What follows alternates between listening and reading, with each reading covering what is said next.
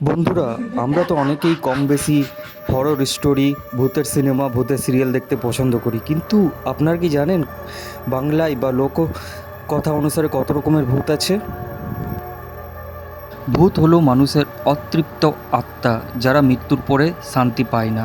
তাহলে আসুন জেনে নিই বাংলায় লোক কাহিনী অনুসারে কত রকমের ভূত আছে। প্রথমে রাখবো পেতনি। পেতনি হলো মেয়ে ভূত, যারা বেঁচে থাকতে কিছু অতৃপ্ত আশা আকাঙ্ক্ষা ছিল এবং অবিবাহিতভাবে মৃত্যুবরণ করেছে। এরা সাধারণত মায়া জগৎকে ত্যাগ করতে পারে না এবং মৃত্যুর পর আমাদের সঙ্গেই বিরাজ করে। দ্বিতীয় হলো শাকচুন্নি। শাকচুন্নি আসলে বাংলা বিবাহিত মহিলাদের ভূত, যারা শাঁখা সিঁদুর পরিধান করে। এরা মানুষের ঘাড় মটকে দেয়। শাকচুন্নি সাধারণত ধনী বিবাহিত মহিলাদের উপর ভর করে এবং তাদেরকে আক্রমণ করে। 3 নম্বর চেরাচুন্নি। এরা অত্যন্ত দুষ্টভূত। এরা সাধারণত মানুষের অনিষ্ট করে থাকে। সাধারণত কোনো চোর মৃত্যুবরণ করলে চেরাচুন্নিতে পরিণত হয়। পেঁচাপেঁচি। এই ধরনের ভূত সচরাচর দেখা যায় না। এরা জোড়া ধরে থাকে এবং জোড়াই শিকার করে থাকে। বাংলার বিভিন্ন জঙ্গলে এদের দেখা যায় বলে বিশ্বাস করা হয়ে থাকে। মেছো ভূত। এ ধরনের ভূতেরা মাছ খেতে পছন্দ করে। এরা সাধারণত গ্রাম বাংলার পুকুর বা জলাশয়ের মধ্যে থাকে। এরা মাছ চুরি করে খায় বলে মনে করা হয়। দেওভূত। এ ধরনের ভূত পুকুর, ডোবা, নদী এবং বিভিন্ন জলাশয়ে বসবাস করে। এরা লোকজনকে জলে ফেলে ডুবিয়ে মারে বলে বিশ্বাস করা হয়। নিশিভূত। ভূতেদের মধ্যে অন্যতম ভয়ঙ্কর হলো নিশিভূত। সাধারণত এরা নির্জন এলাকায় থাকে এবং গভীর রাতে মানুষের শিকার করে থাকে। এরা সাধারণত বাড়ির আত্মীয় স্বজনের কণ্ঠস্বরে ডাকে এবং তাদের ক্ষতি করে থাকে। মামদভূত। হিন্দু বিশ্বাস মতে এটি মুসলমান ব্যক্তিদের আত্মা। এদের শরীরের গঠন অদ্ভুত।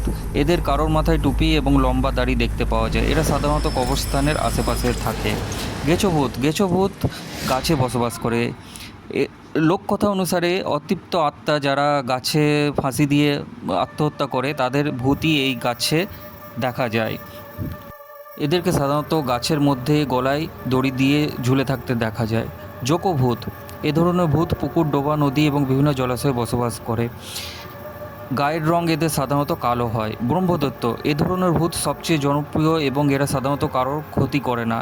এ ধরনের ভূতেরা হলো ব্রাহ্মণের ভূত। সাধারণত এরা সাদা ধুতি এবং পৈতা পরিহিত অবস্থায় বিচরণ করে থাকে। আলেয়া। রাতের অন্ধকারে জলাভূমিতে বা খোলা প্রান্তরে আলেয়া দেখা যায়।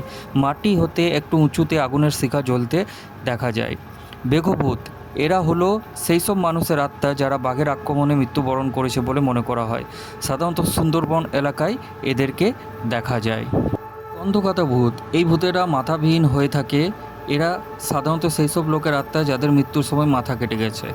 কানাভূত। এই শ্রেণীর ভূতেরা পথিকের গন্তব্য ভুলিয়ে দিয়ে তাদেরকে বিপদে ফেলে বলে মনে করা হয়। ডাইনি। ডাইনি মূলত কোনো আত্মা নয়, এরা জীবিত নারী।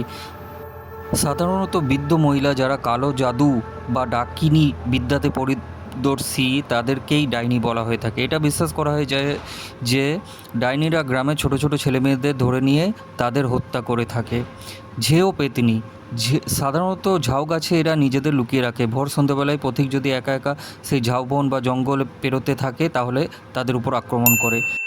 ডাকিনী। এরা রাত দুপুরে অল্প বয়সে মেয়ের বেশে ঘুরে বেড়ায়। গোভূত। গলায় দড়িতে অপঘাতে গরু মরলে সেটা গোভূতে পরিণত হয়ে থাকে। বন্ধুরা, দৃশ্যম চ্যানেলের এই ভৌতিক অভিযানের প্রতিবেদনটি কেমন লাগলো অবশ্যই কমেন্ট করে জানাবে, আর ভালো লাগলে চ্যানেলটিকে সাবস্ক্রাইব করে নেবে।